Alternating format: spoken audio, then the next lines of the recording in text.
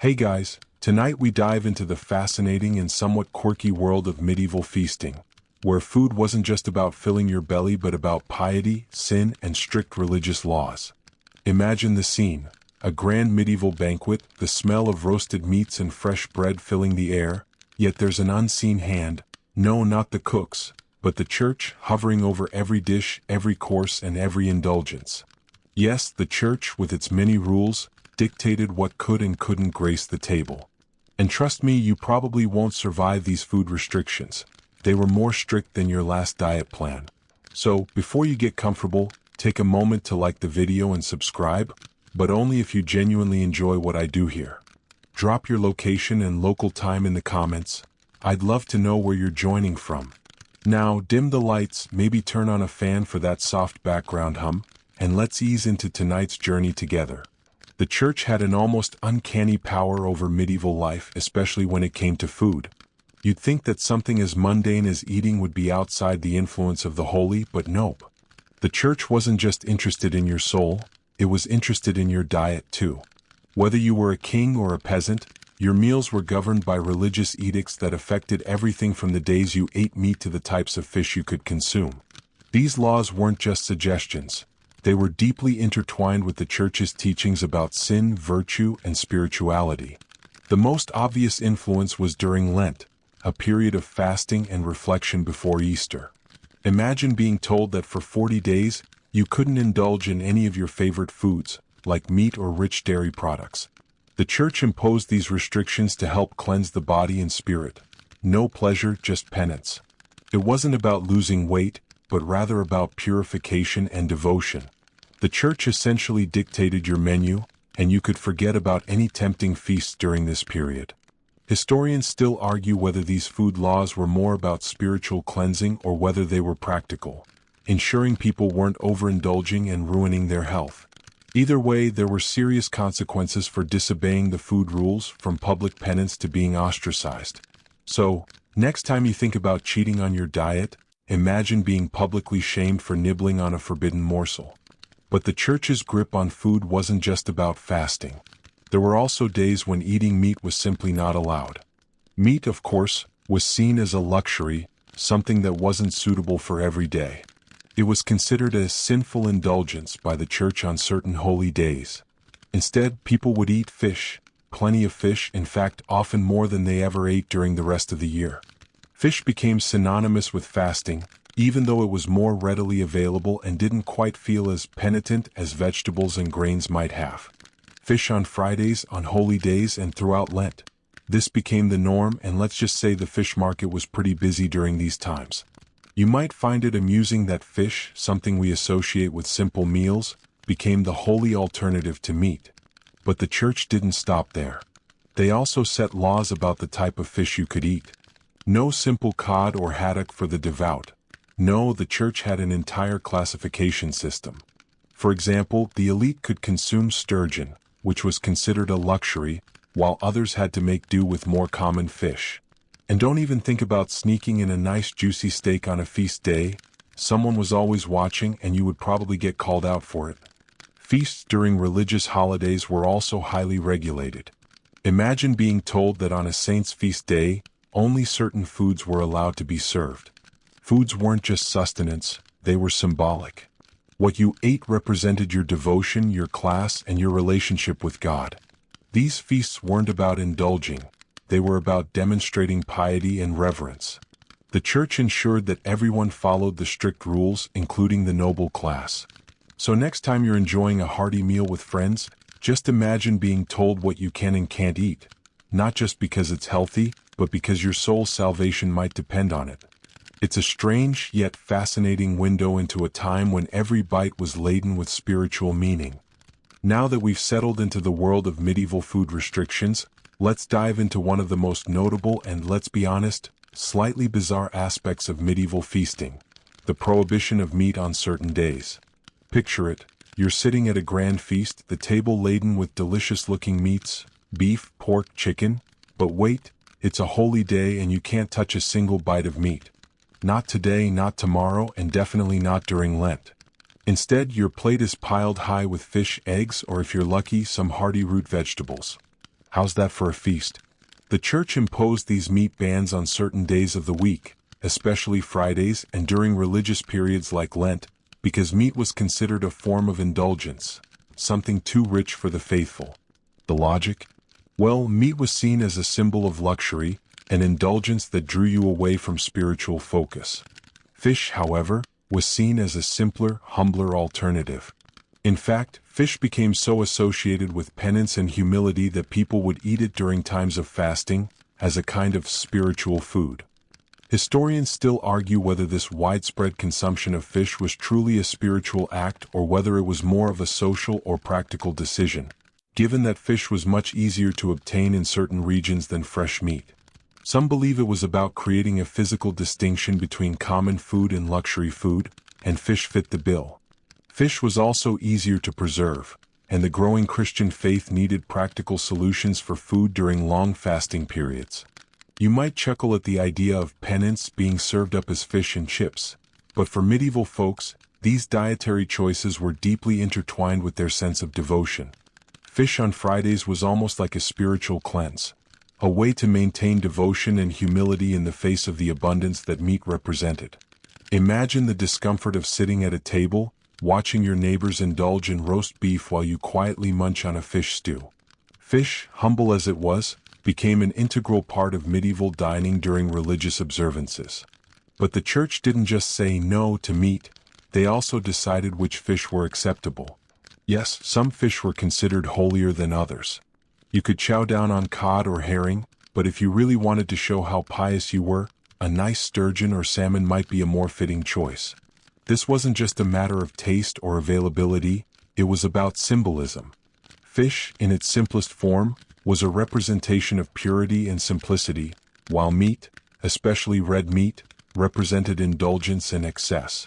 Interestingly, fish was also part of another significant religious event, the Easter feast. After weeks of abstaining from meat during Lent, Easter Sunday was marked by a massive feast, and you could bet that fish was on the menu. But even then there were rules. The feast wasn't just a celebration of the resurrection, it was also a display of piety, and food played a key role in demonstrating that. The church ensured that each feast day adhered to a specific set of food laws to maintain both spiritual reverence and social order. So, picture yourself at a medieval feast. Perhaps you've been fasting for weeks and now Easter has arrived. You finally sit down to a luxurious spread, and yes, you're going to have fish. Maybe a roasted salmon or a sturgeon, but there will be no beef, no lamb, and definitely no pork. Even in a time when indulgence was at the center of feasts, the church had the final say on what constituted worthy food, shaping every bite and every meal with an unwavering hand. Let's take a moment to talk about something that most people today would never even consider: the church's tight grip on dairy products, particularly when it came to feasting and fasting. Picture this: a grand feast, the scent of roasted meats and fresh bread filling the air, but then you're told, no cheese, no butter, no milk. In medieval times, dairy was considered a tricky food to consume during certain times of the year, especially when the church's fasting rules were in full swing. The church had specific rules about when dairy products could and could not be eaten. During Lent, for example, dairy was forbidden. Why? Because dairy was considered a luxury item, something too indulgent for those practicing self-denial. Milk, butter, and cheese were all considered rich, fatty foods that could distract the faithful from the solemnity of fasting. Instead, the church promoted simpler, leaner foods, like fish, of course, or vegetarian dishes, to ensure that your focus remained on spiritual purification, not on savoring the flavors of buttered bread. Historians still debate why the church had such a strong aversion to dairy, especially since many other cultures viewed dairy as a basic and even sacred food. Some argue that it was simply a matter of maintaining balance during fasting. Eating too many rich foods could lead to physical indulgence, which was seen as a distraction from religious devotion. Others suggest that the church might have been trying to regulate the consumption of dairy as part of a broader attempt to control what people ate and when. You might find it strange, but medieval people didn't view cheese the same way we do today. While cheese was considered a fine food during feasts, it wasn't meant to be consumed in excess. Too much dairy, particularly in a feast setting, was considered not only physically indulgent but also spiritually dangerous. Think about it. Enjoying a creamy cheese plate after a rich meal wasn't just seen as overindulgent, it was like playing with fire. The church's law was clear. The more decadent the food, the further you strayed from the true purpose of eating, which was to sustain the body, not to pamper it. Now, imagine you're part of a noble family in the medieval world. The church has declared that cheese is forbidden during Lent, and while your servants prepare fish dishes and vegetable stews, you find yourself longing for a rich slice of cheese and a glass of wine. You try to be obedient, but the allure of creamy, decadent cheese at the feast is almost too much to bear. The church's rules weren't simply about what you could eat. They were about the discipline you needed to maintain to keep your soul pure. This dietary discipline wasn't a suggestion, it was a law, and the consequences for breaking it could be serious. As strange as it sounds, the church's influence on dairy consumption is just one example of how food laws were deeply embedded in medieval spirituality. The power of the church was so pervasive that even the most basic of foods, like butter and cheese, were seen as spiritual hurdles, things that could derail your purity if not consumed at the right time. And while we might scoff at the thought of not enjoying a slice of cheddar on a Sunday, for medieval people, these food restrictions were part of their devotion to faith. So, next time you enjoy a rich, buttery dish or a wedge of cheese, just imagine the medieval feast where that cheese would have been forbidden. Perhaps not for the joy of indulgence, but for the very real spiritual stakes that came with every bite. As we continue our journey into medieval feasting, let's take a moment to explore a curious facet of medieval food laws: the church's influence on the consumption of alcohol. Now, imagine yourself at a grand banquet in a castle, surrounded by guests adorned in fine clothes, the sounds of laughter and music filling the room. At the center of it all? Wine, of course. But the church didn't just leave this drink to the revelers. No, they had their own set of rules about how, when, and how much alcohol should be consumed. Alcohol, particularly wine, had a prominent place in medieval life, especially in the context of feasting and religious rituals. It was often seen as both a blessing and a necessary part of life. Wine was used in Mass to signify the blood of Christ, and it was also served at feasts, to mark celebrations, birthdays, and victories. But here's where it gets interesting. The church didn't simply endorse wine consumption, it actively regulated it, sometimes with surprising detail. For example, the church imposed certain rules about how much wine could be consumed, especially during fasting periods like Lent. During these times, consuming wine was seen as an indulgence, a way of avoiding the necessary penance. Drinking wine could easily be seen as excessive, so it was often restricted in these sacred times. Historians still argue whether this restriction was more about moderation or about maintaining the sanctity of religious observance. After all, if you could indulge in a glass of wine, why not in something more substantial like a hearty meal? And we all know that after a glass or two, the urge to eat a little extra could be hard to resist. But the church wasn't all about restriction. In fact, during certain holy days and feast days, wine flowed freely and was seen as a symbol of celebration. On holidays like Christmas, Easter, or the feast days of saints, it was common to see long tables filled with rich foods and wines. For the medieval elite, especially in monasteries, wine was something of a status symbol. Certain monasteries even produced their own wine, and some monks became quite skilled in the art of winemaking, using their knowledge of the land to cultivate fine vintages. While wine was frequently available at religious events, the church did not always encourage its overconsumption. Overindulgence in alcohol was linked to immorality and lack of discipline, traits that were highly discouraged by the church's moral code. So, while you could enjoy a glass of wine at a feast, you had better not overdo it or you might find yourself in a moral quandary. The idea was moderation, not abstinence altogether, but too much drinking was seen as a spiritual sin. The church also had a hand in regulating the types of alcohol people consumed.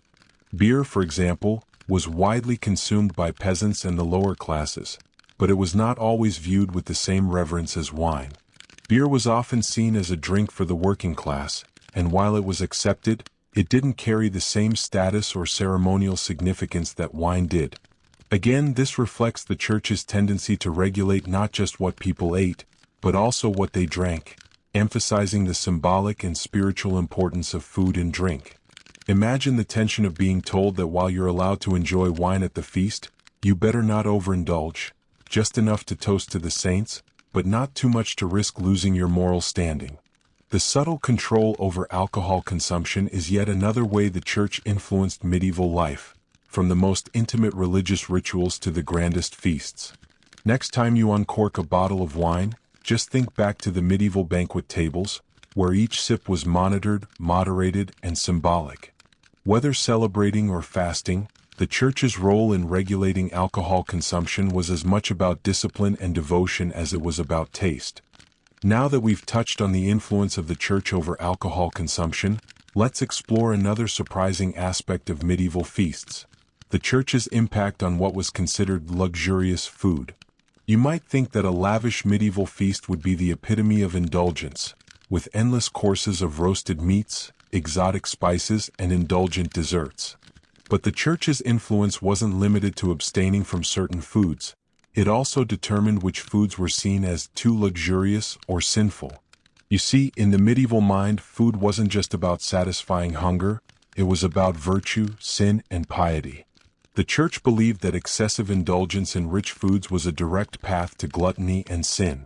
So, while feasts were certainly celebrated with joy and grandeur, there were strict boundaries about how far the excess could go. Rich meats like swan, peacock, and even hedgehog were considered luxurious and sometimes frowned upon by religious authorities. Why? Because these foods were seen as symbols of excess, something that the church believed distracted from the humility that one should demonstrate, particularly in times of feasting. Historians still argue whether the church's prohibition on certain rich foods was purely a matter of moral discipline or if it was a practical attempt to keep the social hierarchy intact. After all, the nobility had access to these luxury items, while the peasants had to make do with simpler fare.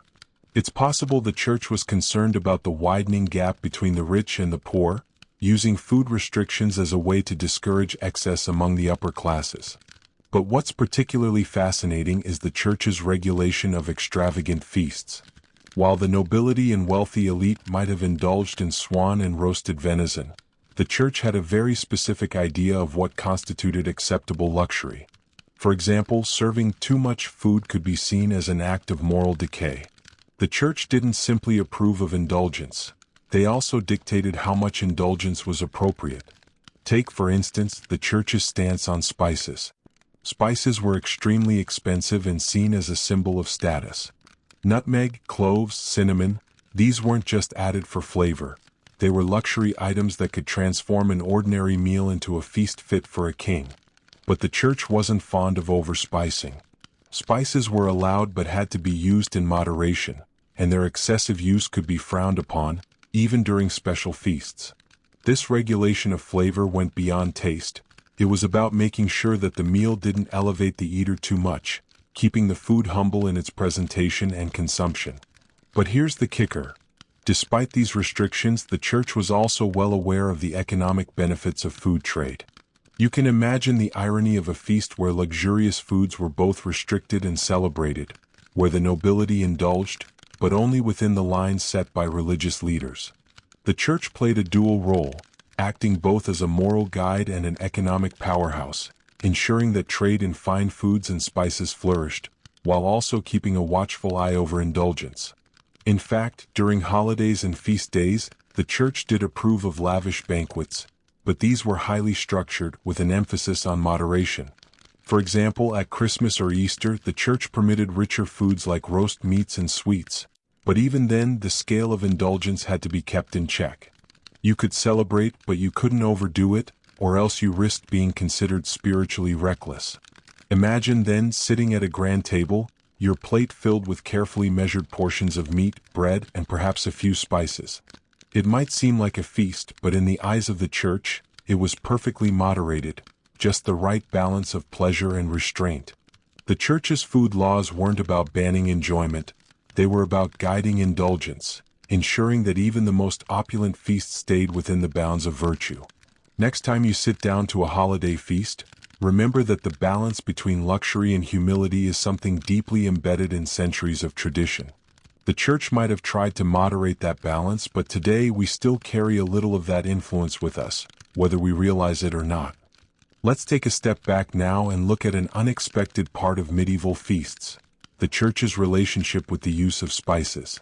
If you've ever sprinkled cinnamon on your toast or added a dash of nutmeg to your latte, you may not think twice about it. But in medieval times, spices were more than just a way to enhance flavor. They were symbols of wealth, power, and, oddly enough, piety. The church, however, had its own rules about these precious flavorings, which were imported from distant lands via trade routes that spanned the globe. Spices like pepper, cloves, cinnamon, and saffron were so expensive during the medieval period that they were considered luxuries for the rich. This wasn't just about taste, it was about status. And while the church allowed spices to be used in feasts and religious ceremonies, they also set boundaries on how much could be used. Too many spices? That could be a sign of indulgence, and indulgence was considered a spiritual downfall. A pinch of cinnamon? Fine.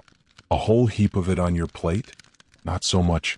Historians still argue whether the church's attitude toward spices was rooted in genuine religious concern or whether it had something to do with controlling the growing wealth of merchants and nobles. While the church likely saw the overuse of spices as an indication of excess, there's also the possibility that it was simply trying to curb the opulence associated with these expensive goods, especially when some of them were imported through dubious means or at the cost of long-distance exploitation.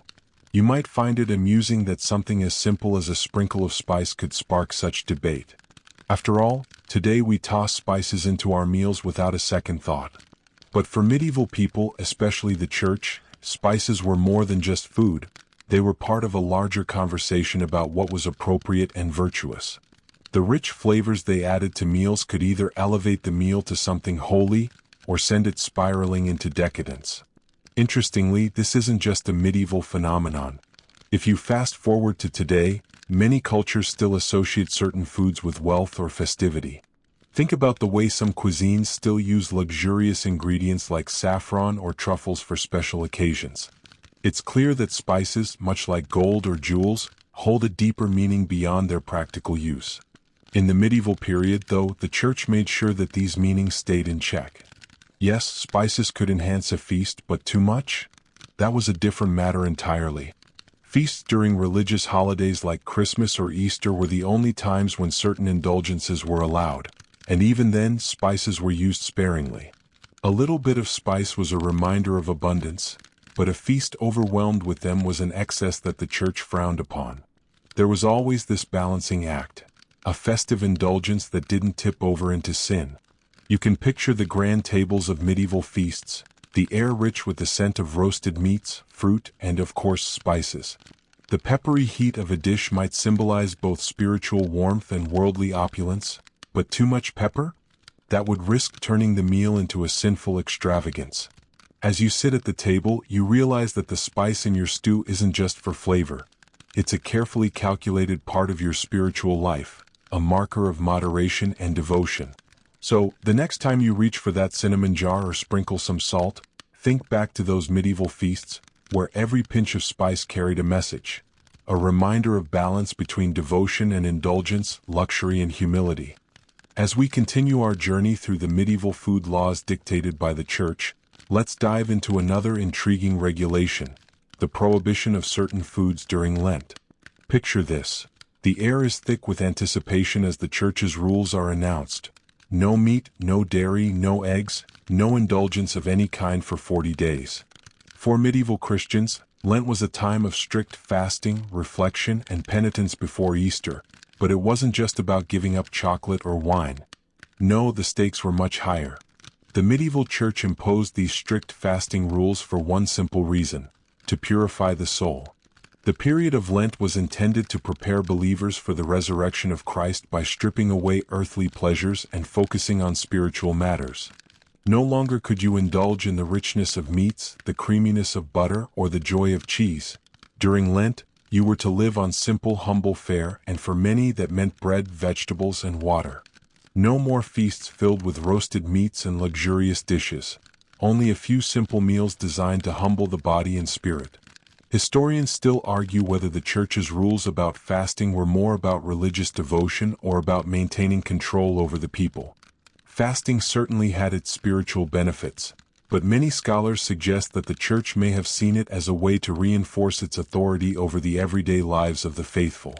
By dictating what people could and couldn't eat, the church held a powerful influence over what was considered morally acceptable, effectively shaping medieval culture. You might find it amusing that a time meant for self-denial could lead to so much thought and effort on food. Imagine a medieval kitchen where the only luxury available was the simplest of ingredients, all prepared in the humblest of ways. There were no lavish banquets or extravagant spreads during Lent, just the bare minimum, meant to remind the faithful of the suffering Christ endured. You might even picture monks and nuns pulling out the simplest pots, cooking up unseasoned soup, or boiling root vegetables and barley, with no rich broths or savory sauces in sight. Lent wasn't just about food, though, it was also about the discipline of the soul. By denying yourself indulgences, you were supposed to reflect on the ultimate sacrifice Christ made, bringing about a deeper understanding of your own sins and shortcomings. The rules around food were meant to make that reflection harder and, perhaps, more rewarding when the fast ended and Easter arrived. Interestingly, some medieval texts suggest that some people tried to find ways around the restrictions, of course. The church forbade most forms of indulgence during Lent, but there were still creative workarounds. Fish, for instance, was considered acceptable because it was seen as a humble food, though whether it was because of its availability or its spiritual purity is still debated among historians. After all, if a person couldn't enjoy a tender piece of beef, why not a lovely piece of fish, seasoned just right? And while we're on the subject of food workarounds, let's not forget that eggs were also forbidden during Lent. Eggs were a symbol of life and renewal, and as such they had to be avoided as part of the fast. But medieval folks were creative in their solutions. Eggs were often kept for use after the fast ended, or they were used to make simple bread, much like a small token of indulgence to break the fast once Easter arrived. Imagine a medieval family, eyes gleaming with excitement as they open up their egg stash on Easter Sunday, ready to crack them open and celebrate the end of Lent. The humble egg, so often forbidden during the solemn fasting period, would now symbolize a joyous rebirth, and they would celebrate not only the resurrection of Christ but also the ability to indulge in something as simple as an egg. So, next time you consider a dietary challenge or give up something for a cause, think of those medieval souls enduring the 40-day fasting journey, balancing their daily hunger with devotion and discipline. Maybe skip that second serving tonight, but at least rest assured, you won't be fasting for 40 days straight. Now, let's move beyond fasting and explore another curious rule the church laid down during medieval feasts: meatless days, which, unsurprisingly, were also dictated by religious observances.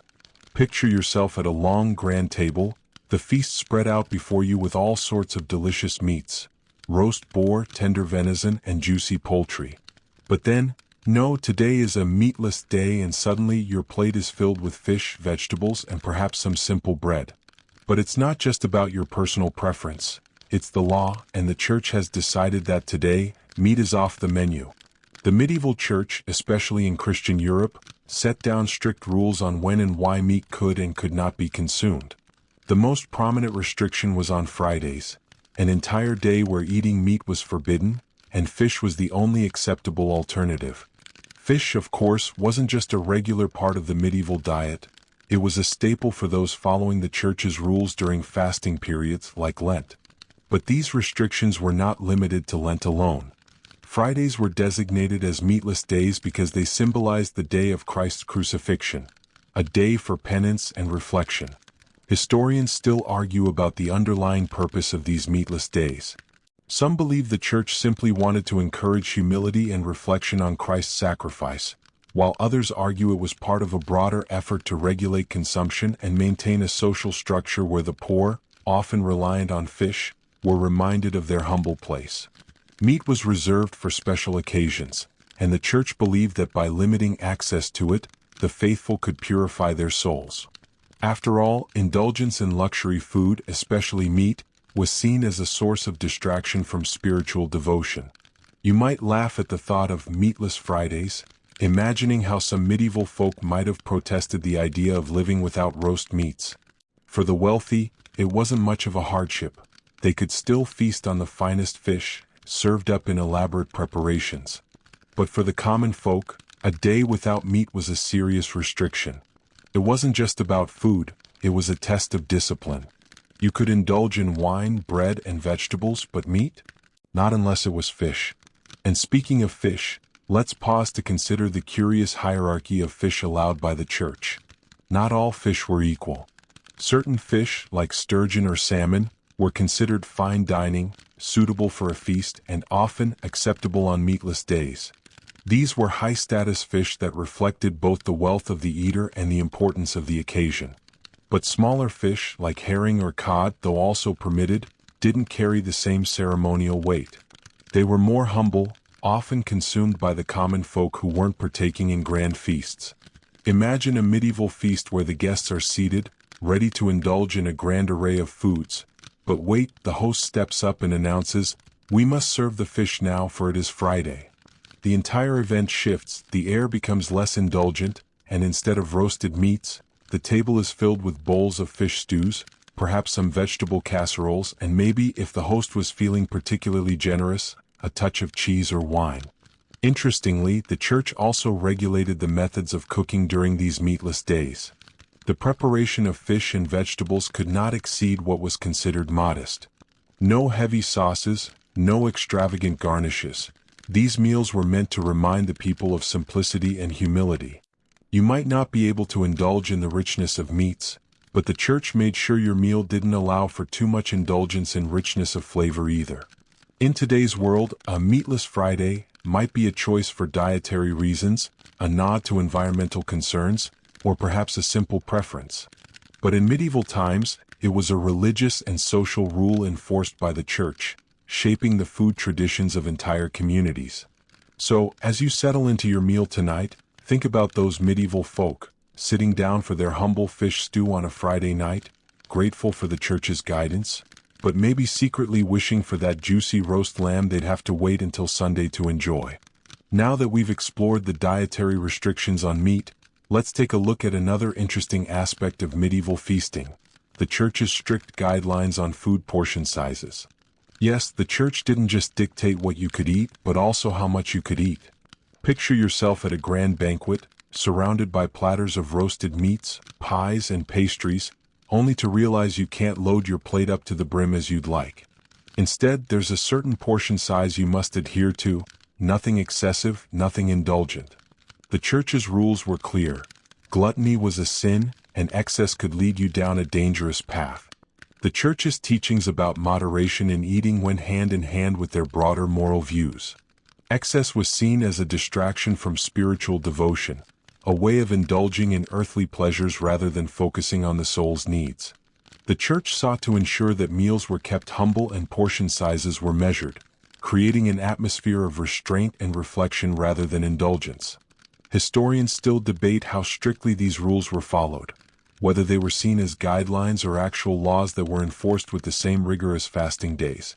Some records suggest that during major feasts, like those surrounding religious holidays, portions were controlled, especially for those attending on behalf of the church. Even the nobility were expected to follow these guidelines, limiting their indulgence in food to avoid crossing into the territory of sin.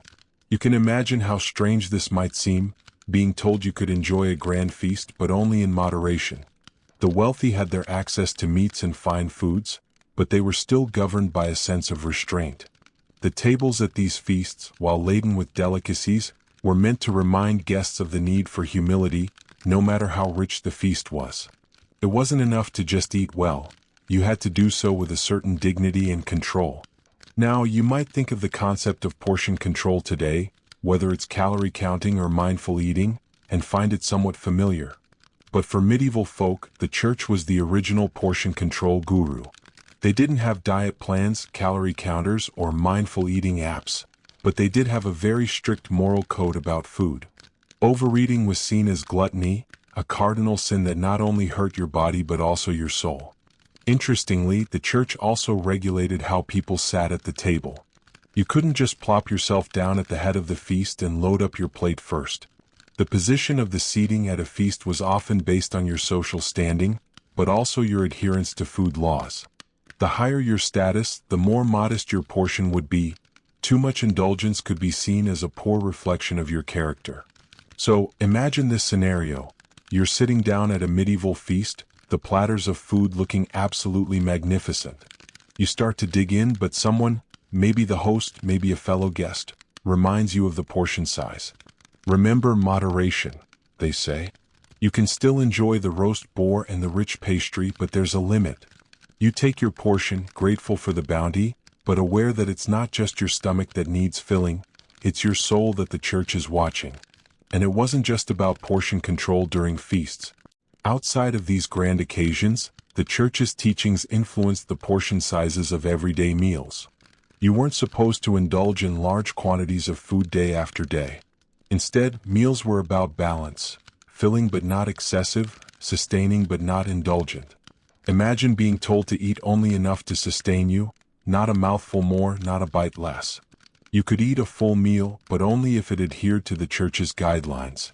No seconds, no third servings of meat. It was all about maintaining spiritual purity through moderation, ensuring that every meal reinforced the connection between your physical body and your soul's need for restraint. So tonight, as you settle into your dinner, imagine the medieval tables where the feast was plentiful but always limited, where every bite was measured, not just for its nutritional value, but for its spiritual meaning. The church's laws on portion sizes weren't just about food. They were about discipline, about controlling the physical in service of the spiritual. And in a way, they still echo in modern ideas of moderation, reminding us that indulgence, while tempting, is always best enjoyed in balance. Continuing our deep dive into the church's influence on medieval feasting, let's talk about something that might surprise you: the church's rules surrounding food combinations. You might think that what you put together on your plate is purely a matter of taste, but in medieval times, it wasn't just about flavor. Oh no, it was about what was holy and what was considered sinful. Yes, there were actual rules about what you could combine on your plate, and some combinations were deemed downright dangerous for your soul. For example, one of the more bizarre prohibitions was the belief that meat and dairy should never be mixed. Imagine you're at a lavish medieval feast. There's roast lamb and there's a side of creamy mashed potatoes topped with butter. You reach for both, only to be told that it's against the rules to pair these together. What? Well, the church believed that such combinations were unnatural and indulgent, so they banned them during certain religious times. The idea was that mixing these foods would make the meal too rich, too decadent, and potentially sinful. Historians still argue about why the church specifically disapproved of mixing meat with dairy. Some believe it was based on biblical passages that suggested mixing such foods went against the natural order, while others suggest it was simply another way to keep the wealthy from indulging in excess. In fact, some of the church's dietary restrictions were likely intended to create clear distinctions between the classes. After all, the nobility had easy access to rich foods like butter and cream, while the peasants had more modest fare. This food law reinforced the idea that indulgence in luxurious combinations was a form of spiritual decadence, especially for those in positions of power. You might think this seems extreme, but the church's influence was strong, and the rules were followed by most of the population, even the elites. Mixing meat and dairy wasn't just about physical health, it was also about maintaining spiritual purity. The church believed that these food combinations could disturb the balance of humors and lead to physical and spiritual corruption. So, imagine a banquet table where meat and dairy were kept far apart, each dish carefully placed in its designated section of the table, and you couldn't mix them for fear of inviting the wrath of the church. This wasn't the only strange food combination prohibition either. There were also laws about how to combine certain fruits and meats. Some fruits were believed to upset the digestive system if consumed with certain meats, so they were strictly kept apart. You might find it amusing to think about the medieval preoccupation with food pairings, but remember, for them, it was all part of a carefully constructed moral code. Interestingly, some modern food pairing advice actually echoes medieval practices, like the idea that dairy should be consumed separately from heavier proteins, especially for easier digestion. Of course, we no longer see this as a moral issue, but it's fascinating to realize that the food laws of old still linger in our modern diets in some ways. So, the next time you sit down for dinner, think about how your meal choices, your combinations of meat, cheese, and maybe even fruits, are a little less indulgent than those medieval dishes that had to be carefully regulated. And while the church might not be watching over your plate anymore, you can certainly still enjoy your food in moderation, just like the medieval folks did, trying to balance taste, indulgence, and virtue. Let's dive into another facet of medieval feasts that's both fascinating and a bit odd: the church's role in regulating the types of food that were served during religious holidays. Yes, it wasn't just about daily meals or fasting periods. The church had specific rules for what was acceptable at feasts held on important religious occasions. Picture this. You're attending a grand feast to celebrate a saint's day or perhaps the Feast of the Assumption, and there are strict rules about the foods that can and can't be served. Meat? Fine, but only on the right day. Fish? Absolutely, but not just any fish. It had to be appropriate for the occasion. Religious holidays were crucial events in medieval society, and food was at the center of these celebrations. It wasn't just about indulgence or filling your stomach. These feasts were about showing devotion, reinforcing the sanctity of the day, and offering thanks to God. The church set down specific rules to ensure that the food served during these holy days wasn't just a matter of earthly enjoyment. It was a way to honor the sacredness of the occasion. So, as you sat at the table, your food choices weren't just culinary preferences. They were symbolic, reflecting both your piety and your place in the social order. One of the more curious restrictions was on meat consumption during certain holidays. While meat was permitted on some feast days, other religious holidays like certain saints' days required abstinence. During those times, only certain foods were considered fitting for the feast. Fish, as we've seen before, was the preferred choice for such occasions, and certain types of fish, such as salmon or sturgeon, were seen as higher quality and more appropriate for feasting. This wasn't just about diet, it was about showing reverence to the saint being celebrated. To serve anything less than the best fish would be disrespectful.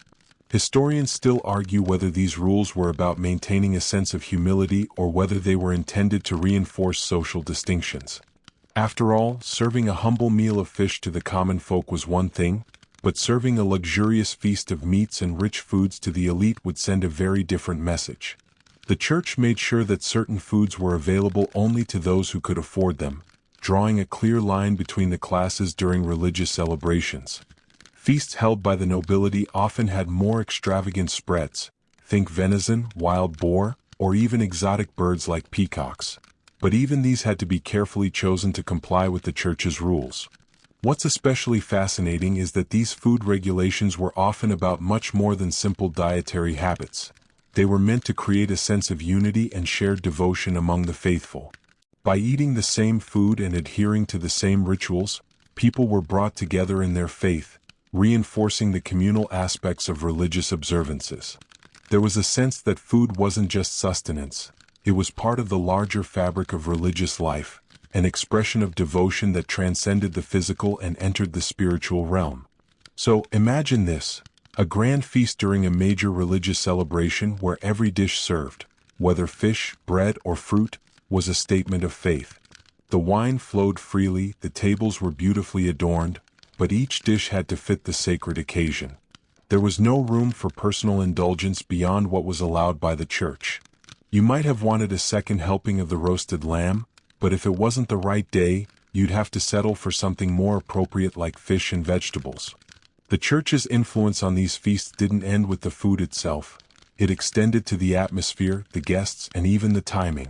Feast days were carefully timed to coincide with liturgical calendars, ensuring that the food served was in harmony with the sacred events. The whole experience was designed to help participants reflect on the religious meaning of the day, transforming a simple meal into a form of worship. So, next time you find yourself at a holiday meal, whether it's Christmas, Easter, or a family feast, think about how the food you eat might carry more meaning than just nourishment. While we may not be following medieval food laws today, the idea that food can have a spiritual significance still lingers in our modern celebrations. You might not be required to eat fish on a saint's day anymore, but there's still something deeply satisfying about connecting food with tradition and ritual. Let's shift gears and look at an interesting, and sometimes bizarre, part of medieval food law: the Church's influence over what could and couldn't be consumed during fasting periods. Fasting wasn't just about going without food for spiritual reasons, it was about what kinds of food you could not eat. If you think avoiding sweets or dairy on a diet today is tough, try imagining medieval fasts where certain foods were completely off limits for weeks at a time, and eating the wrong thing could result in serious spiritual consequences. For the most part, fasting in medieval times wasn't just about limiting food intake. It was about restriction in the most specific way. Certain foods, like meats, were strictly prohibited during the fasting periods of Lent and other religious observances. The Church didn't just tell people to avoid indulgence. They provided clear guidelines on exactly which foods could be consumed. These rules weren't just a suggestion. They were a command, and breaking them was considered a serious offense. Imagine it: you've been fasting for days, your stomach growling in protest, but you've made it through the week, only to face the temptation of a juicy roast chicken. It's sitting there on the table, just waiting to be devoured. But you know the Church's rules well enough to understand that you can't touch it. Not during Lent. Not on a Friday. The sin of indulging in something forbidden was seen as a much greater transgression than merely eating the wrong food. The rules around food were a test of obedience, self-control, and dedication to spiritual discipline. Historians still argue whether these strict fasting laws were as strictly enforced as some documents suggest. Some scholars believe that, in practice, people may have found ways to cheat the system, perhaps by consuming foods that were borderline acceptable or by sneaking in indulgences when the Church wasn't looking. But regardless of the extent of enforcement, the Church's role in regulating food during fasting periods was enormous. The mere fact that these laws existed shows how deeply the Church was intertwined with every aspect of daily life, including what people ate. Interestingly, some of the foods that were forbidden during fasting weren't just considered indulgent, but also too rich for the spiritual journey. Meat, for instance, was seen as particularly luxurious, often associated with wealth, power, and the indulgences of the noble class. The idea was that meat, particularly red meat, was too rich and too earthly for a soul in search of purity. Instead, people were encouraged to eat simpler, humbler foods during fasting periods like fish, vegetables, or grains. But this wasn't just about food being too rich. The Church also believed certain foods were too stimulating or sinful to consume during spiritual times. For instance, eggs and dairy products, which were rich in fat, were frequently off-limits. Yet, these foods were often needed to sustain the body, so the Church allowed them in very specific circumstances. The rules seem to allow for just enough nourishment to maintain your strength, but not so much as to be an indulgence. This brings us to an interesting and somewhat peculiar practice: the regulation of fish. Fish was the main substitute for meat during fasting times, but certain types of fish were considered more appropriate than others. Sturgeon, for example, was considered acceptable during these times, even though it was a luxurious fish. On the other hand, some smaller fish were viewed as too common and unworthy of feast days. It's as if the Church had a secret hierarchy of fish, some more holy than others. Imagine this scenario: you're attending a feast during a religious holiday, and someone suggests serving sturgeon. You know that the Church has endorsed this fish for holy occasions. But someone else protests, arguing that it's too indulgent. This internal struggle isn't just about food, it's about following the rules, showing piety, and respecting what the Church decreed was appropriate. Such debates could have gone on for hours, with people looking to the clergy for guidance.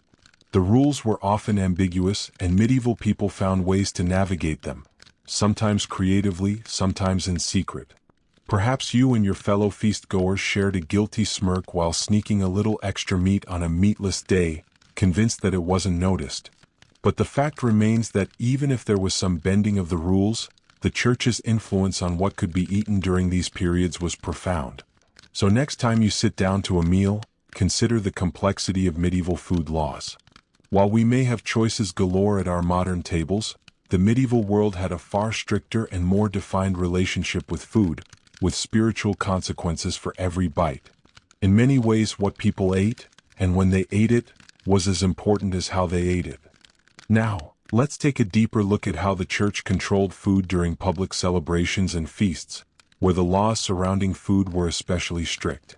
Picture yourself walking into a grand medieval banquet hall, candles flickering, the smell of roasted meats, fruits, and fine wines filling the air.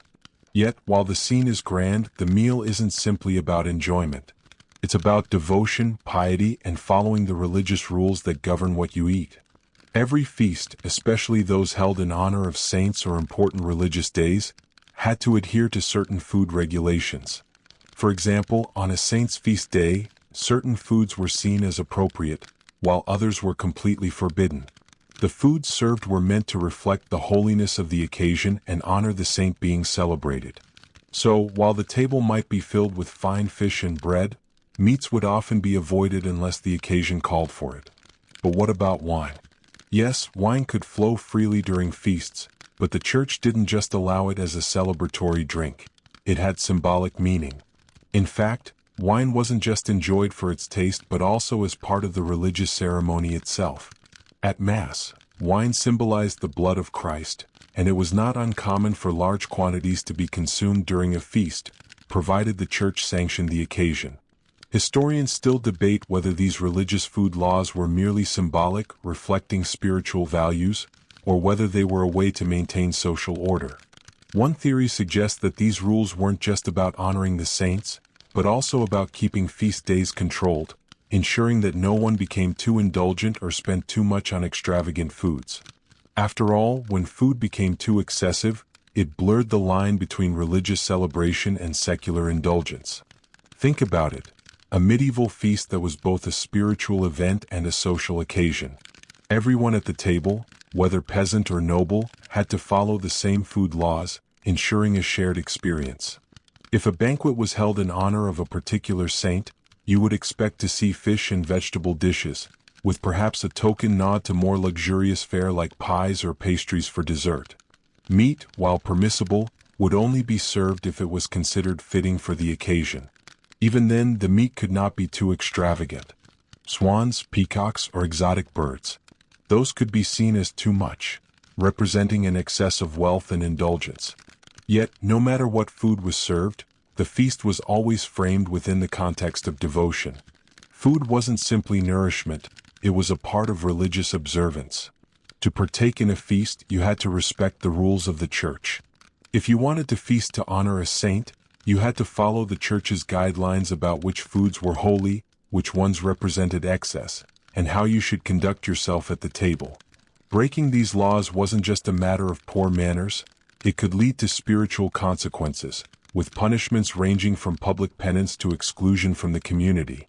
It's interesting to think that medieval feasts, while often filled with lavish food and drink, were also heavily monitored and shaped by the church. There was little room for pure indulgence in medieval feasts. The food served was a reflection of the religious significance of the day, and every course was meant to reinforce a connection between the physical act of eating and the spiritual meaning behind the feast.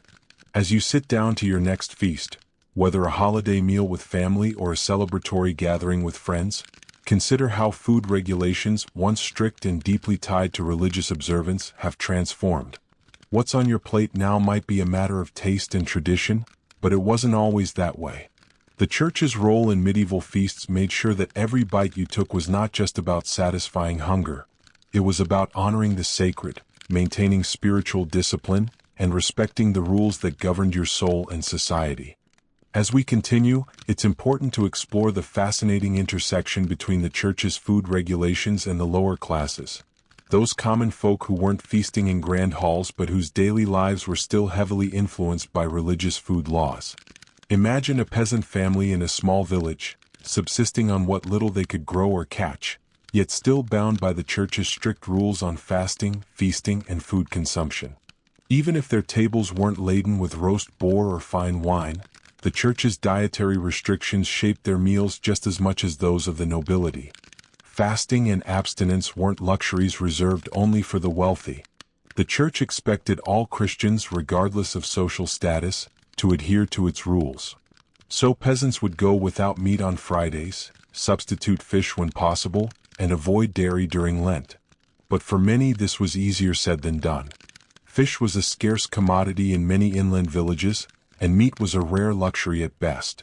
The church's food laws created a complex relationship with hunger, poverty, and faith. Historians still argue about how realistic it was for the poor to fully comply with these laws. Did the common folk really abstain as rigorously as the church demanded? Or were these rules more aspirational, with allowances made for those who simply couldn't afford to follow them?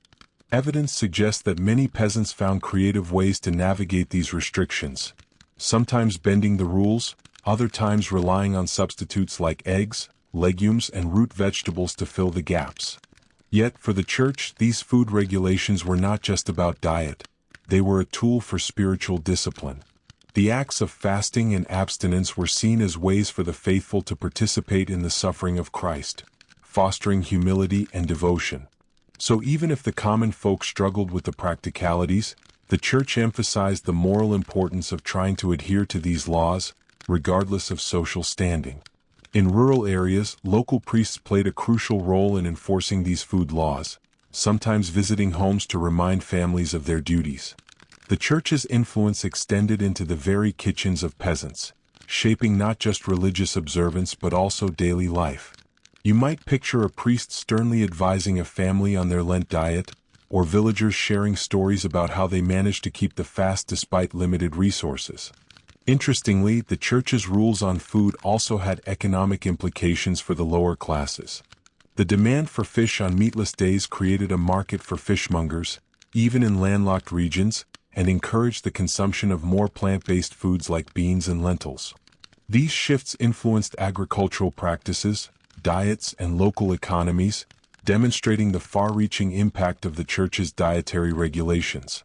Imagine the complexity of living under such rules, where faith and survival often collided. The church's food laws weren't simply about theology, they shaped the very fabric of medieval society, from the grandest halls to the humblest cottages. Every meal became a reflection of spiritual discipline, social order, and economic reality. So tonight, as you enjoy your meal, spare a thought for the medieval peasants, whose daily bread was more than just sustenance. It was a testament to faith, endurance, and the intricate web of rules that governed their lives. Let's turn our attention to the intriguing role the church played in regulating the preparation and preservation of food. You might not immediately think of cooking methods as spiritual matters, but in the medieval world, how food was prepared and stored was just as important as what was eaten. Picture a bustling kitchen in a monastery or noble household, filled with the smells of roasting meats, simmering stews, and freshly baked bread. Yet, behind the scenes, the church imposed guidelines on which cooking techniques were acceptable, especially during periods of fasting or religious observance.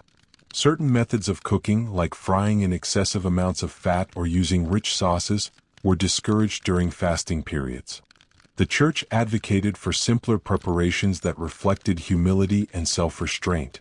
Stewing, boiling, or baking with minimal added fat were preferred methods, helping the faithful avoid excessive indulgence in rich or oily foods. Even the timing of cooking was sometimes regulated to ensure that meals aligned with the spiritual calendar. Historians still debate how strictly these regulations were enforced, especially outside the walls of monasteries. Some scholars believe that while the church promoted these cooking ideals, the realities of daily life meant that people often bent the rules. However, the existence of such regulations shows the extent to which the church sought to control every aspect of food consumption, linking physical nourishment with spiritual discipline. Preservation techniques were equally influenced by religious considerations. Salting, smoking, and drying were common methods to store food, especially meat and fish, allowing it to be consumed during fasting periods or when fresh supplies were scarce. The church encouraged these methods as practical ways to adhere to fasting rules without going hungry. Yet, even preservation was subject to scrutiny. Certain methods were considered too indulgent or contrary to the spirit of fasting. Imagine the meticulous care with which medieval cooks prepared and preserved food, not just for taste and safety, but to comply with church mandates. The church's role extended beyond theology into the practicalities of daily life, shaping culinary traditions that balanced survival, flavor, and piety. Interestingly, these regulations also fostered innovation in medieval kitchens. The need to create flavorful yet humble dishes during fasting periods led to the development of unique recipes that emphasized herbs, spices within limits, and creative cooking techniques. This legacy can still be seen today in traditional dishes that originated from religious fasting recipes. So, as you savor your meal tonight, consider the deep history behind how your food is prepared. Medieval cooks weren't just chefs, they were caretakers of spiritual law, navigating a complex web of church rules that influenced every simmer and roast. The intersection of faith and flavor created a culinary tradition rooted in discipline and devotion, one that continues to flavor our food culture centuries later. As we further explore the church's role in medieval feasting, it's impossible to ignore the fascinating concept of food as a symbol during religious ceremonies and feasts. Picture this. You're at a grand medieval banquet where every dish isn't just about taste or nourishment. It carries a deeper spiritual meaning, a message conveyed through the very ingredients on your plate. The church infused feasts with symbolism, turning food into a language of faith. Bread, for example, was more than just a staple. It symbolized the body of Christ. The act of breaking bread at a feast was laden with religious significance, echoing the Eucharist and reinforcing communal bonds among the faithful. Every loaf served at a banquet was a reminder of Christ's sacrifice and the spiritual nourishment that came with faith. This sacred symbolism made bread a central element at medieval feasts, often treated with reverence and care. Fish, as we've touched on before, wasn't just a dietary alternative during fasting. It symbolized purity and humility. Serving fish during Lent or on meatless days was a way to embody the virtues the church promoted: simplicity, sacrifice, and devotion. The choice of fish species could further enhance this symbolism, with certain fish considered more sacred or appropriate for religious occasions. Even wine wasn't simply a drink. It represented the blood of Christ during Mass and at feasts. The church's control over wine consumption wasn't merely about moderation. It was about maintaining the sacredness of this symbol. Drinking wine at a feast wasn't just a matter of celebration. It was a spiritual act, connecting the participants to the divine. Historians still debate how consciously people understood these food symbols. Was everyone at the table deeply aware of the religious meaning behind each dish, or was this symbolism primarily a clerical tool to reinforce faith? Likely it was a mix of both. Some diners were acutely aware, while others experienced it more as tradition and ritual. The use of food symbolism extended beyond the feast itself. During religious festivals and saints' days, the preparation and sharing of symbolic foods helped communities express their devotion and celebrate their faith collectively. Food became a medium through which spirituality was experienced tangibly, linking the physical act of eating with the metaphysical realm. You might chuckle at the thought of turning your dinner plate into a sermon, but for medieval people, the connection between food and faith was profound. Each bite was an act of worship, each course a reflection of divine order. This sacred relationship helped shape not only medieval diets but also the cultural fabric of European society. So, as you enjoy your meal tonight, consider the layers of meaning that food can carry. While we may no longer assign such explicit religious significance to every dish, the tradition of food as a symbol lives on, in holiday meals, family traditions, and communal celebrations. The Church's influence in medieval times laid the foundation for this rich, symbolic connection between food and faith. Let's delve into how the Church's dietary regulations extended beyond the table into the very spaces where food was served, particularly the role the Church played in regulating taverns and public eating establishments. Imagine wandering through a medieval town with its winding cobbled streets, the air filled with chatter, the scent of cooking fires, and the hum of merchants and patrons gathering in bustling taverns. These places were hubs of social life but also sites where the Church exerted considerable influence. Taverns, where common folk and travelers came to eat and drink, were subject to Church oversight to ensure that the food and drink served complied with religious laws. Especially during fasting seasons like Lent or on meatless days, tavern keepers were expected to refrain from offering prohibited foods like meat or rich dairy. Instead, they provided fish dishes, simple breads, and modest beverages.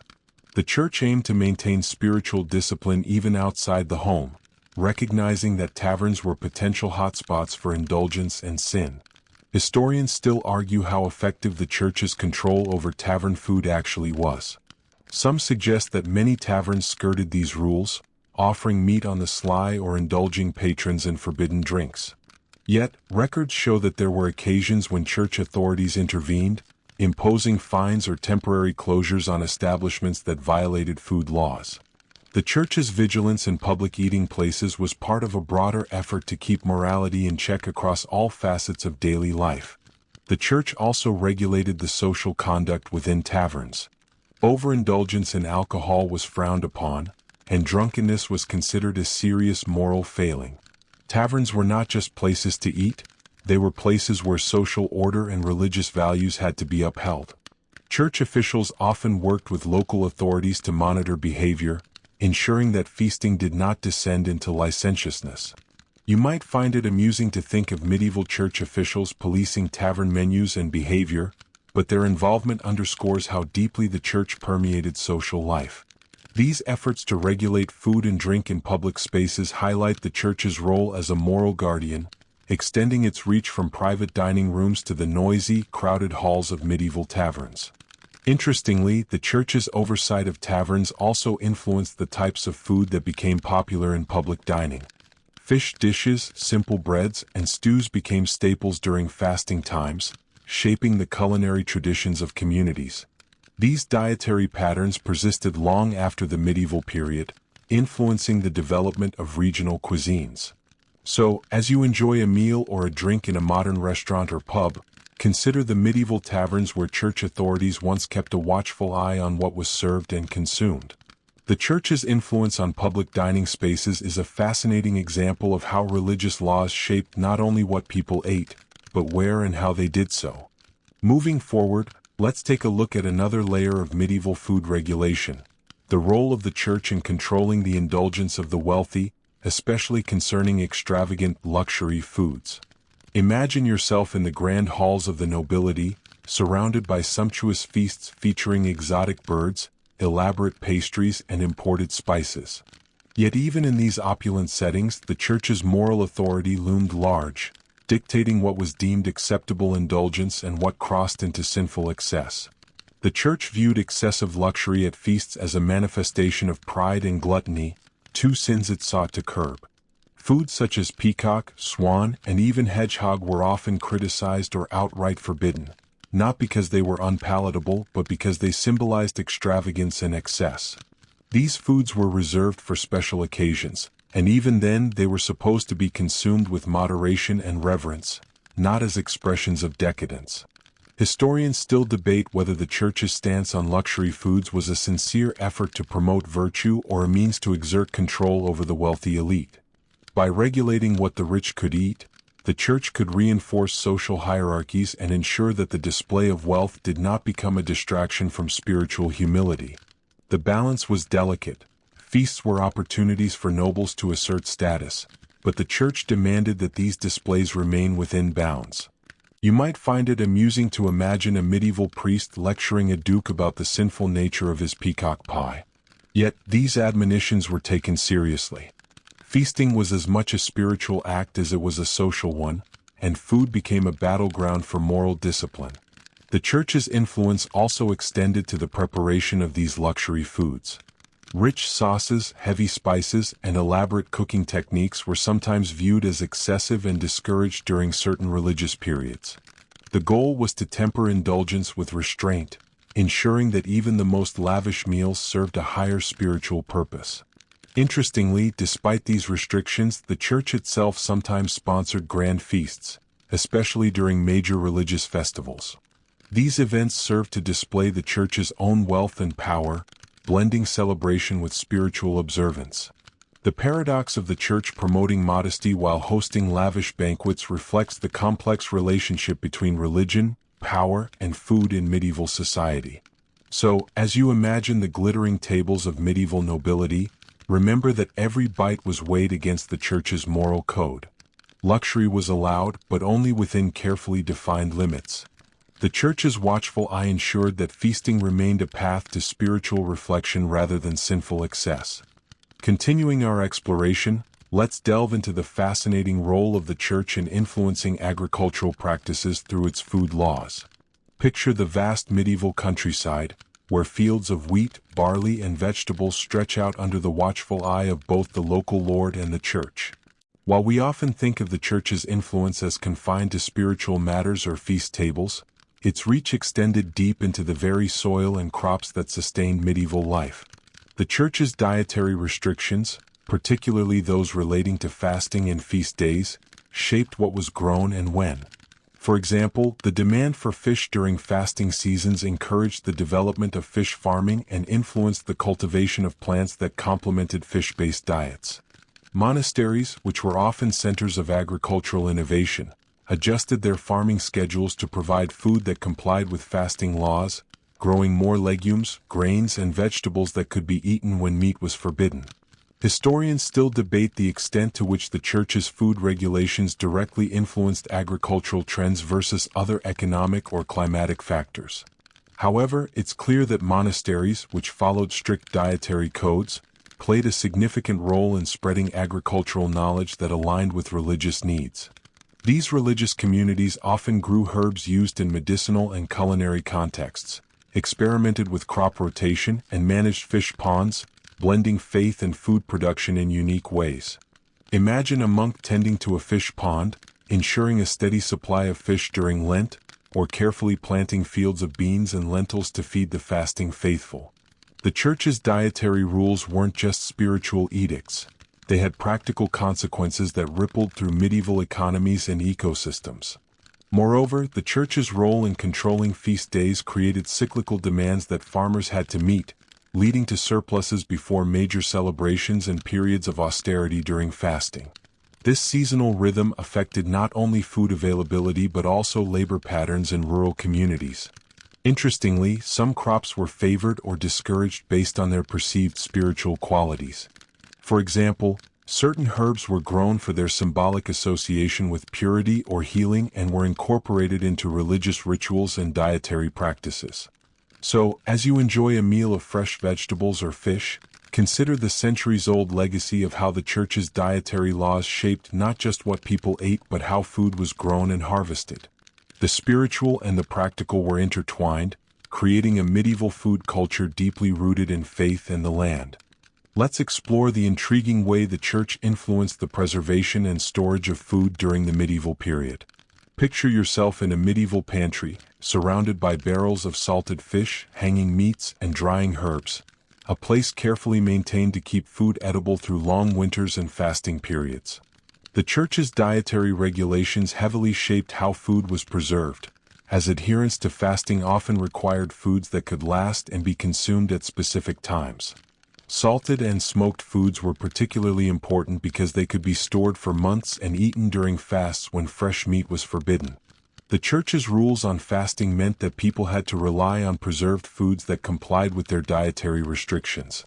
For instance, salted fish was a staple during Lent and other fasting periods because it met the Church's requirement for abstaining from meat while still providing much-needed protein. Historians still debate how much the Church influenced the development of preservation techniques versus these methods arising purely from necessity and environment. But the Church's regulations certainly created demand for certain preserved foods, encouraging their production and trade.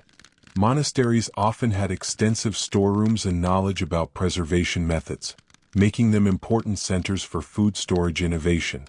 Preservation wasn't only about storage but also about purity and preparation according to religious standards. Foods had to be stored in ways that avoided contamination and decay, reflecting the Church's concern with physical and spiritual cleanliness. This extended even to the timing of consumption. Eating preserved foods during fasting periods was a matter of compliance with religious law. Imagine a medieval cook carefully salting fish to prepare for Lent, knowing that the preserved fish would sustain the household through weeks of fasting. The Church's influence meant that the timing and methods of preservation were not just practical decisions but acts of faith.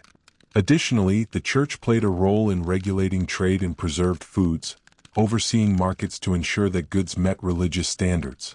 The quality of salted fish or dried meats could be subject to scrutiny, with the church acting as a moral and commercial arbiter.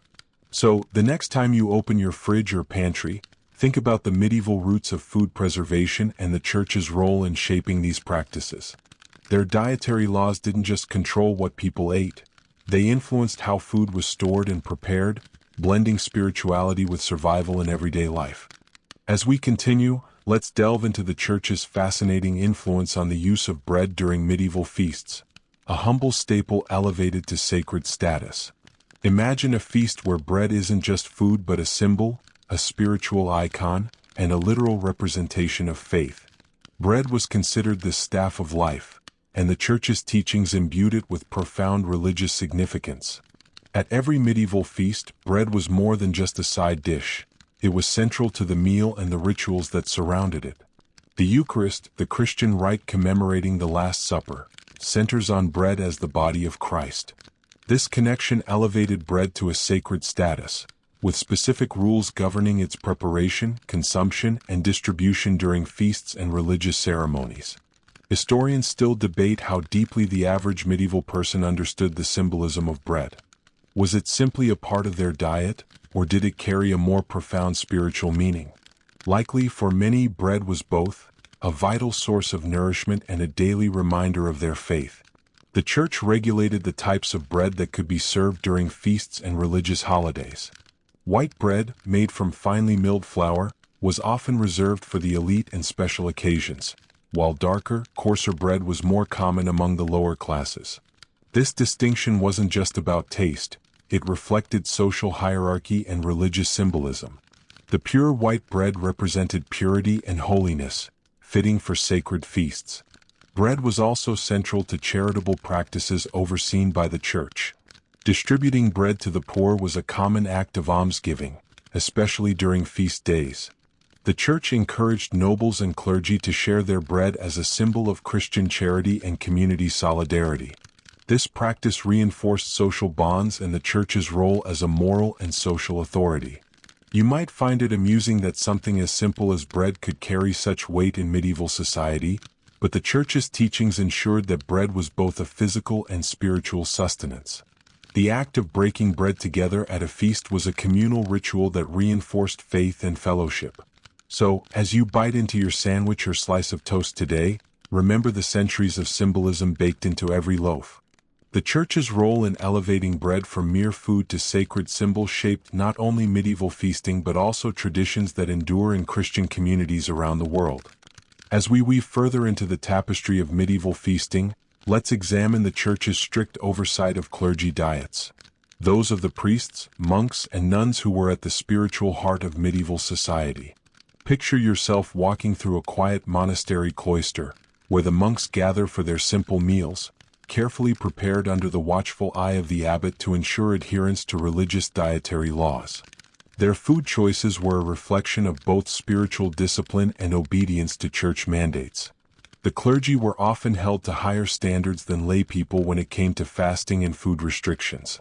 Monks and priests typically followed more rigorous fasting schedules, abstaining from meat, dairy, and even fish during certain times. Their meals were simple, modest, and focused on nourishment rather than indulgence. This lifestyle was seen as a form of spiritual purification, a way to separate themselves from worldly temptations.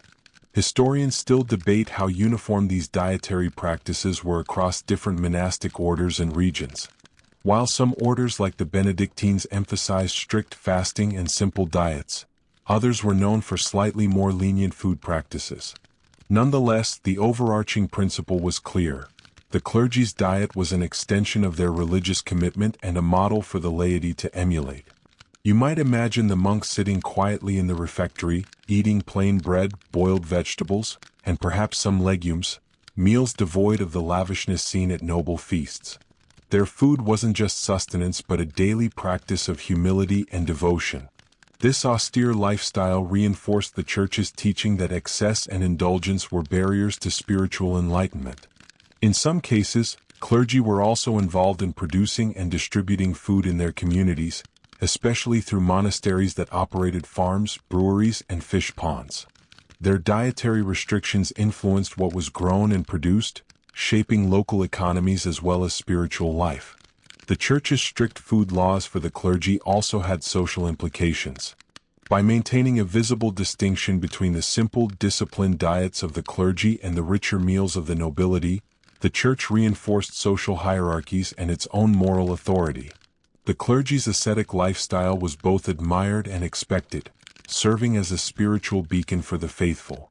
So, next time you enjoy a simple meal, consider the centuries-old tradition of dietary discipline embodied by medieval clergy.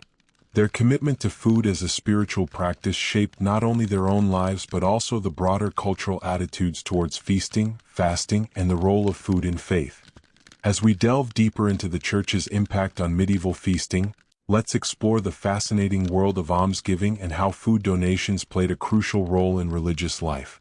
Picture a bustling medieval village square, where the poor and hungry gather near the church, waiting to receive their daily portion of bread or a bowl of pottage from the local monastery or charitable noble.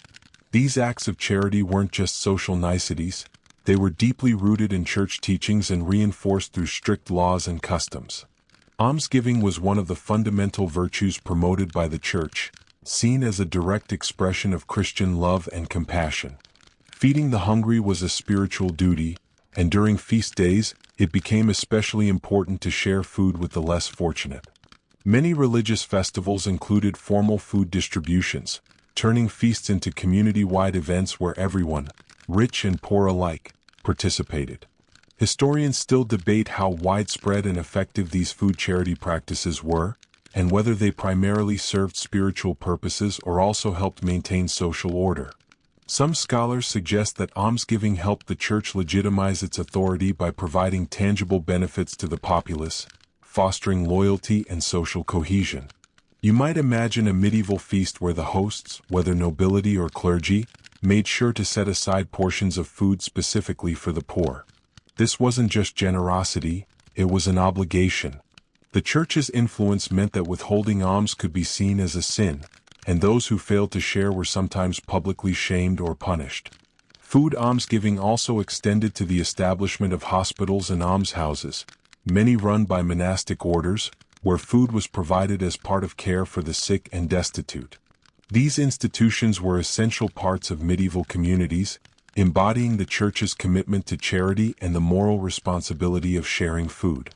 Interestingly, the church's role in food charity helped shape medieval attitudes toward poverty and wealth. While generosity was praised, the church also emphasized humility and the proper use of resources. Feasts were not just occasions for indulgence but opportunities to demonstrate Christian virtue through sharing. So, as you enjoy your meal tonight, consider the tradition of food as charity, a practice deeply embedded in medieval religious life.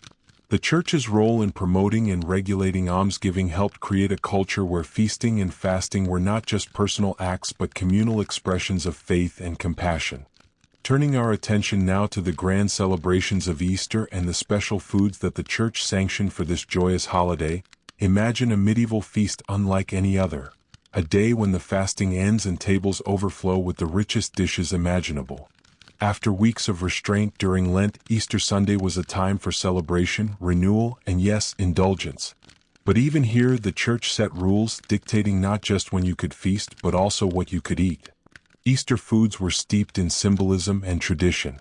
Eggs, which had been forbidden during Lent, became central to the celebration as symbols of rebirth and new life. Imagine brightly colored eggs laid out on the table or used in elaborate dishes, a tangible sign of resurrection and hope. The church embraced this symbolism, encouraging the use of eggs and other rich foods to mark the joyous end of fasting. Meats, particularly lamb, also held special significance during Easter feasts. The lamb was a powerful symbol of Christ, the Lamb of God, and eating it was a way for believers to connect with the story of sacrifice and salvation.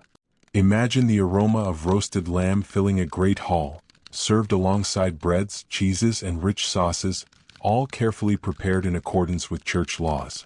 Historians still debate the extent to which these Easter food traditions were universally followed, especially among common folk who might not have had access to such luxurious fare. Nevertheless, the Church's promotion of specific foods for Easter shaped European culinary traditions for centuries, embedding religious symbolism deeply into holiday meals. The Church also regulated how these feasts were conducted, ensuring that while the celebrations were joyful, they remained solemn and respectful. Overindulgence was discouraged, even on days of celebration, as gluttony was still considered a sin. The balance between festivity and piety was a delicate dance, and the Church's guidance helped maintain that equilibrium. You might find it fascinating that many modern Easter traditions, egg hunts, lamb dinners, special breads, have roots that trace back to these medieval church-sanctioned customs.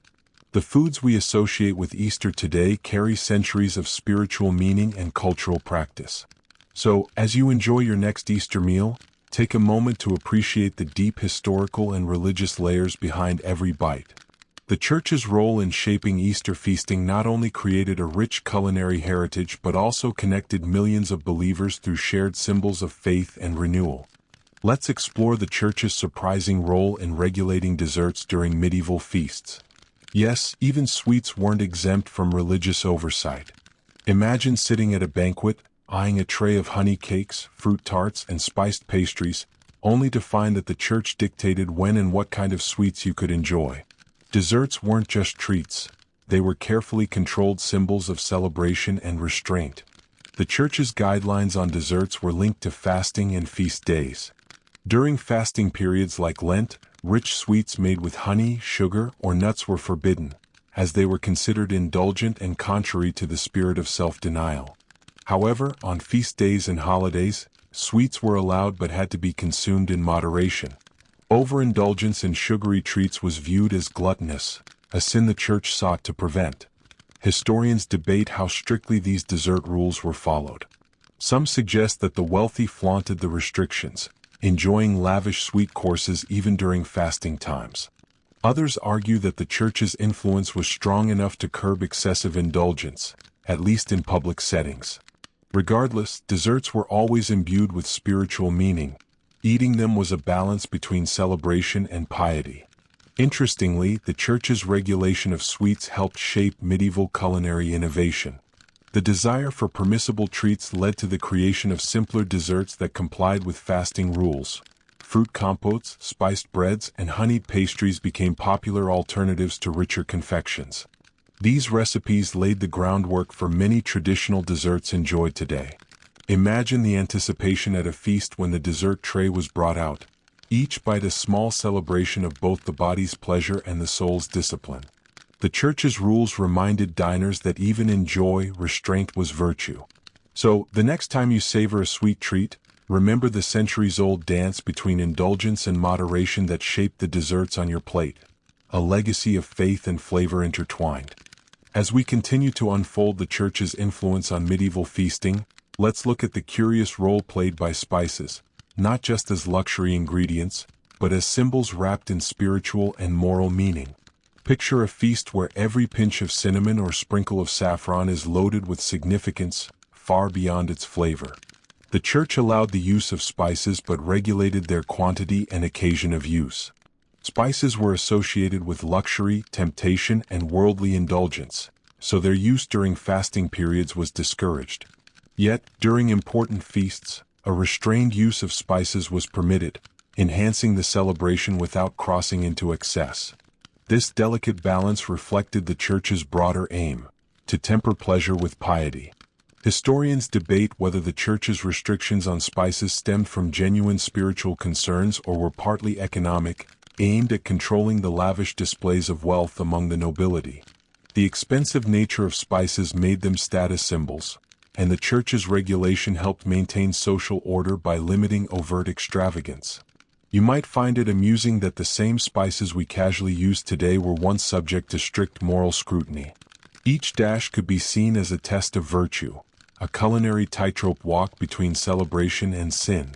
The Church's guidance influenced culinary traditions, encouraging creativity within boundaries.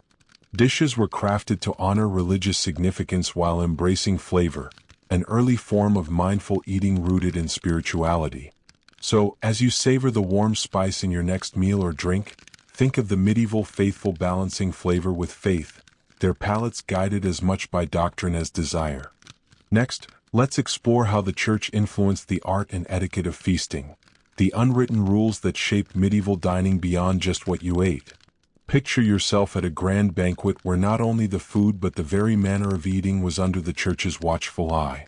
Feasting wasn't just a social event, it was a sacred occasion that demanded decorum, reverence, and respect. The church promoted specific etiquette during feasts, emphasizing humility and self-control. Overindulgence or raucous behavior was condemned as sinful, and diners were expected to partake modestly, mindful of their spiritual state. Eating with moderation, speaking respectfully, and showing gratitude were all seen as extensions of faith expressed through daily actions. Historians still debate how widespread these codes of conduct were among different social classes, but in noble courts and religious houses, these standards were rigorously observed. Violations could result in social disgrace or even religious censure. Imagine a medieval feast where the host reminds guests of the spiritual significance of their behavior as much as their plates. The church's influence shaped not only the menu but also the atmosphere, turning feasting into a ritual of piety and community. So, as you enjoy your next meal, remember that manners have long been more than social niceties. They're part of a rich tradition where faith and food intertwine, guiding how we nourish both body and soul. Let's explore the church's surprising role in regulating cooking methods during medieval times. Imagine a kitchen bustling with cooks preparing meals not only to satisfy hunger but to honor religious laws. The church didn't just dictate what could be eaten, it also had opinions on how food should be prepared, especially during fasting periods. Certain cooking techniques, like frying or using rich sauces, were discouraged because they were considered too indulgent or luxurious. The church promoted simpler methods such as boiling, baking, or stewing to keep meals humble and in line with spiritual discipline. Even the use of spices in cooking was carefully monitored to avoid excessive flavor that might tempt the senses away from piety. Historians debate how strictly these culinary guidelines were followed outside monastic kitchens. Some evidence suggests that noble households occasionally bent the rules, but monastic communities adhered more rigorously, using cooking as a form of devotion and self-control. You might find it amusing that something as practical as cooking style was imbued with spiritual significance. But for medieval people, every aspect of eating was connected to faith. So, next time you cook or enjoy a meal, remember that centuries ago, how food was prepared was as important as what was on the plate. A tradition of mindful cooking rooted in devotion. Moving along, let's turn our attention to how the church's regulations shaped public feasting. Those grand communal celebrations where food, faith, and social order mingled in complex ways. Picture a town square filled with villagers gathering for a feast honoring a saint's day, the aroma of freshly baked bread and roasting meats filling the air. The church didn't just oversee private banquets. It also regulated these public events to ensure they aligned with religious teachings and community morals. Public feasts were significant social and religious occasions, but the church imposed rules on who could host these events, what foods could be served, and how they should be conducted. Hosting a feast wasn't just about generosity, it was a responsibility to uphold spiritual discipline and social harmony. Food served had to follow fasting rules and reflect the sanctity of the occasion, even as it brought communities together in celebration. Historians still debate the balance between celebration and control in these public feasts. While they fostered community bonding, they also served as tools for the church and local authorities to maintain order and reinforce social hierarchies. You might imagine the careful planning behind these events. Ensuring fish was served on meatless days, portions were moderate, and the feast remained respectful. Public feasts were as much about teaching and reinforcing faith as they were about food. So, when you think of festivals and communal meals today, remember their medieval predecessors, where the church's guiding hand shaped not just what was eaten but how communities celebrated together. As our journey through the church's role in medieval feasting nears its close, it's time to reflect on the lasting legacy these religious food laws have left on modern food culture. Picture how many of today's culinary traditions, holiday meals, fasting practices, even the way we approach moderation, have roots that stretch back to medieval times, shaped in large part by the church's influence. The church's food laws weren't just arbitrary rules. They were deeply woven into the fabric of society, affecting everything from agriculture to social hierarchy, from daily meals to grand feasts. These laws guided not only what people ate, but when, how, and why they ate it. The rhythms of fasting and feasting dictated seasonal food availability and culinary innovation. The emphasis on moderation and restraint influenced social etiquette and attitudes toward indulgence. Historians still discuss the complexity of these influences, how much they shaped culture versus simply reflecting existing social structures. But there's no doubt that the church's role in regulating food helped form traditions that persist, consciously or unconsciously, in many cultures worldwide. You might find it fascinating that your modern holiday dinners, with their blend of rich and simple dishes, are echoes of centuries-old religious practices. The idea of fasting before feasting, the symbolic importance of certain foods, and the moral framing of eating are all medieval gifts to contemporary life. So as you enjoy your next meal, whether it's a festive feast or a simple supper, take a moment to appreciate the centuries of faith, law, and culture that have flavored your food. The church's legacy lives on in every bite, reminding us that eating is never just about sustenance. It's a shared journey through history, belief, and community.